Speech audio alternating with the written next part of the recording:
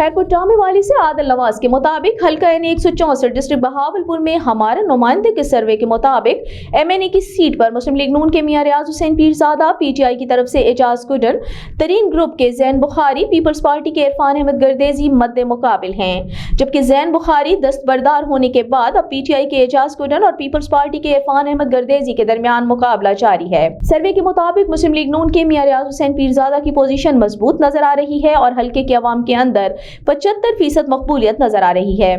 सर्वे के मुताबिक PTI के उम्मीदवार एजाज कुडन की अवामी मकबूलियत 15% और पीपल्स पार्टी के इरफान अहमद गर्देजी की मकबूलियत 10% रही।